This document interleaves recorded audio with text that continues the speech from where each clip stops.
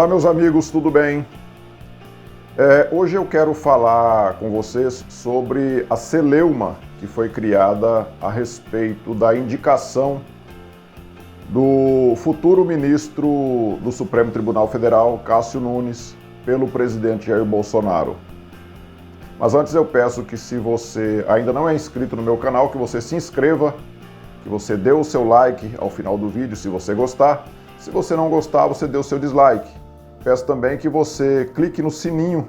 Depois que você se inscrever, você clique no sininho para que você seja notificado de outros vídeos que eu estiver postando aqui no canal. Bom, vamos falar então sobre a celeuma que virou a indicação do futuro ministro do Supremo Tribunal Federal, Cássio Nunes. E antes eu peço que você, que é cristão, conservador, que você vá lá na Bíblia, no Antigo Testamento, e dê uma olhada, em especial entre os capítulos 32 de Êxodo até o 34. E ali você vai ver, é uma história muito bonita, a história do Êxodo, eu gosto demais. Para mim, no Antigo Testamento, o Êxodo é a parte mais interessante da Bíblia. Aí onde Moisés ficou 40 anos tirando o povo lá do Egito, ficou 40 anos no deserto. Uma história muito longa, eu não vou me estender aqui, porque senão o vídeo ficaria muito longo. Mas eu quero falar em especial sobre aquela passagem onde Moisés sobe o monte e lá ele fica 40 dias e 40 noites. E lá foi onde o Senhor Deus entregou a ele a tábua com as leis, ou seja, os 10 mandamentos que nós conhecemos hoje. E ali, quando Moisés subiu o monte, o povo ficou lá embaixo, inclusive o seu irmão Arão, que era um dos líderes, né? E quando lá estava Moisés sobre o monte, depois já de quase 40 dias, o povo achou que Moisés não mais retornaria e esqueceu tudo o que o Senhor Deus tinha feito a eles durante aquela retirada do povo da escravidão lá do Egito. E o que eles fizeram? Eles começaram a pressionar Arão, dizendo que Moisés não voltava mais e que ele já estava quase 40 dias lá no monte e que ele não voltava mais, e pediram que Arão então criasse um Deus para eles. E Arão então juntou todas as peças de ouro que eles tinham ali, brincos, colares, etc., e fundiram aquele ouro e fizeram então ali um bezerro de ouro para o adorarem. Por que eu estou falando sobre essa passagem bíblica para vocês, para chegar no assunto da indicação do presidente Bolsonaro? O que tem a ver uma coisa com a outra? É lógico que nós não podemos comparar Moisés e não podemos comparar o presidente Jair Bolsonaro com nenhum personagem bíblico. O presidente Jair Bolsonaro, como nós, é um pecador também, como era também o pessoal lá na época do Antigo Egito. Mas, enfim, o que eu quero dizer sobre isso? O presidente Jair Bolsonaro nos tirou de uma escravidão esquerdista de décadas. Nós ficamos durante décadas sob o jugo da extrema esquerda. E ali foram nos enfiando a sua ideologia de pouco a pouco. Nós temos principalmente uma educação tomada pela ideologia esquerdista, onde, se você for um professor de ideologia de direita, você tem problemas nas escolas e principalmente nas universidades, porque a extrema esquerda foi implantando a sua ideologia pouco a pouco até chegar no nível que está hoje. E o presidente Jair Bolsonaro, essa vitória dele em 2018, isso nos abriu os olhos. Isso nos tirou de um jugo de décadas da extrema esquerda. Bom, mas aí nós elegemos um presidente de direita, mas apesar de termos mudado um pouco o Congresso Nacional, Câmara e Senado, nós não fizemos uma desinfecção total ali. E isso vai ter que ser feito aos poucos em 2022. Quem sabe nós podemos limpar mais um pouco aquela casa de ratos que tem ali dentro do Congresso Nacional. E não adianta nós elegermos um presidente conservador se nós temos um Congresso que só olha para o próprio umbigo. A maioria dos nossos parlamentares só legislam em causa própria. E isso é lamentável. E nós também, lógico, não podemos ter um STF todo dominado por ideologia esquerdista como nós temos agora. Aí você vai dizer, pô, então tá certo da gente ficar contra o presidente por ele ter indicado alguém que não era o que nós queríamos. Bom, pessoal, não tem como o presidente fazer o que ele quer justamente porque as instituições estão aparelhadas. Ficaram bravos dias desses aí, eu vi muita gente indignada porque o presidente se reuniu com ministros do STF e o presidente abraçou o Dias Toffoli. O que vocês queriam que ele fizesse? Que ele chegasse lá dando porrada no Dias Toffoli? Você acha que o presidente fica feliz em ter que abraçar o Dias Toffoli, que todos sabemos que é um esquerdista?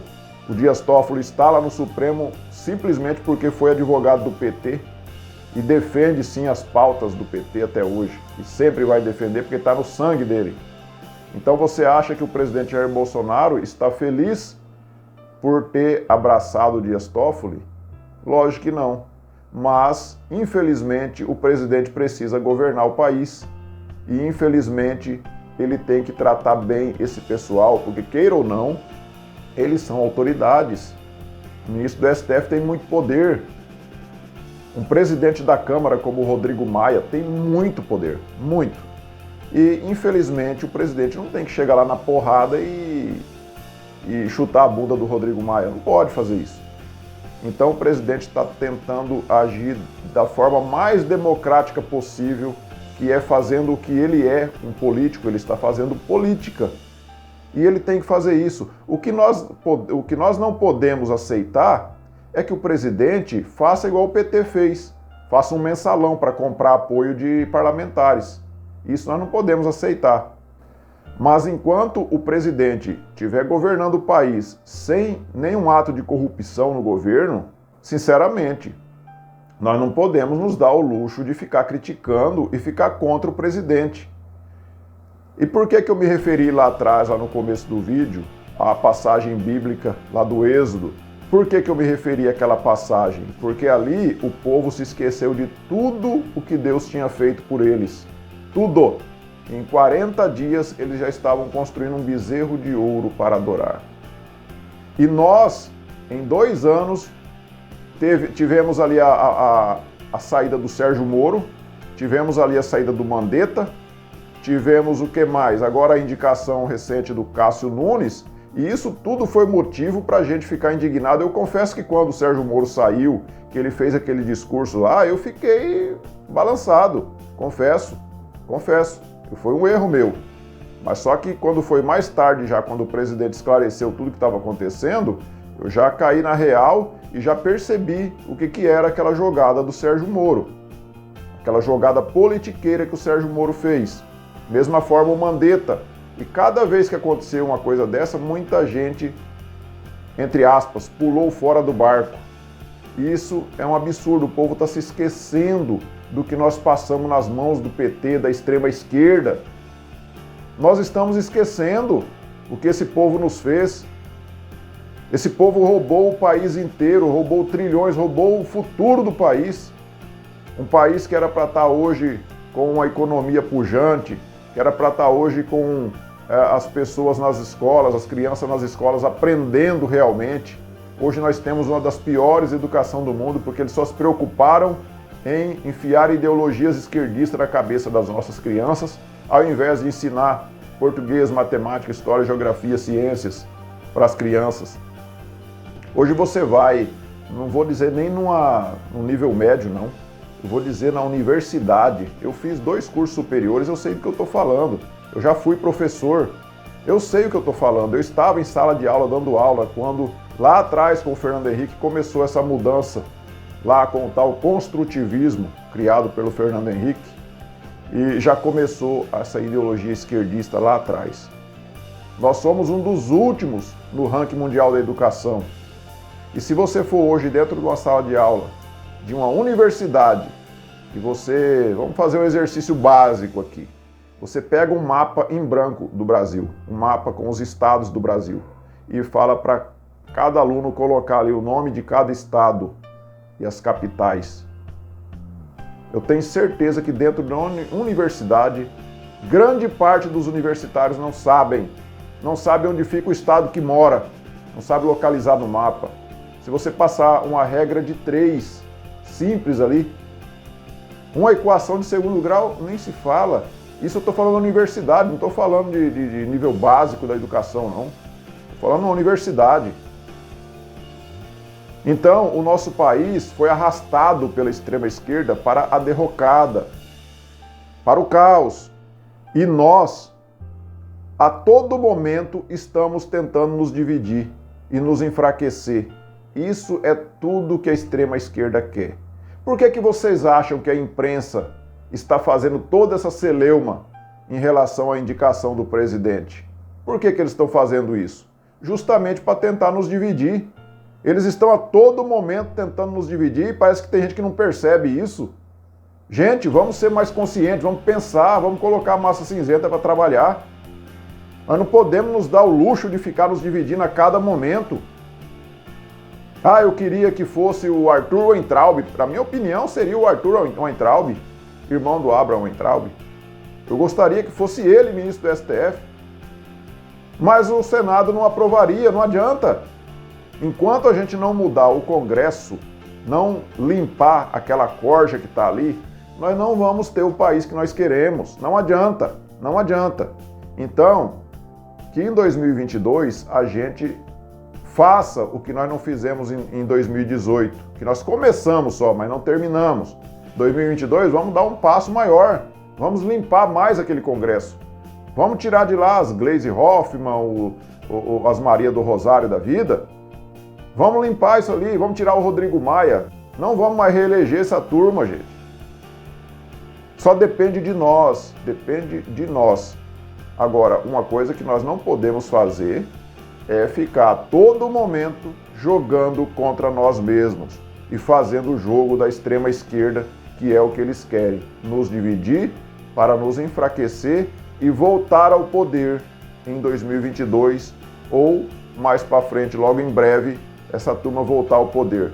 Imagina o que seria agora com essa pandemia um Haddad na presidência da República. O que nós estaríamos passando? Olha para a Argentina.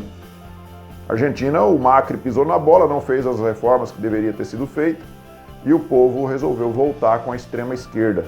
Olha lá o que está acontecendo. É isso que nós queremos para o Brasil?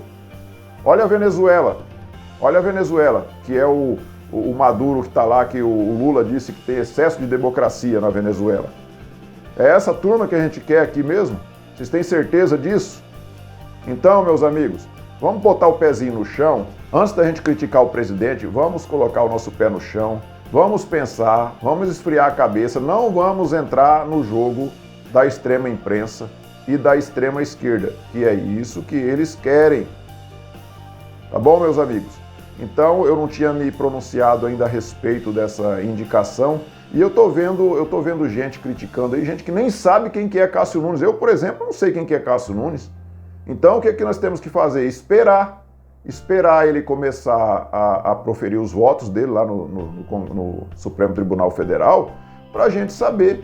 Eu não vou dar um aqui de adivinho e ficar agora tentando adivinhar o que o Cássio Nunes vai fazer no Supremo Tribunal Federal. Eu tenho que aguardar. Então, eu vejo pessoas de direita aí criticando o presidente, sabe? E sem saber quem que é o cara, nem conhece, não sabe nem quem que é.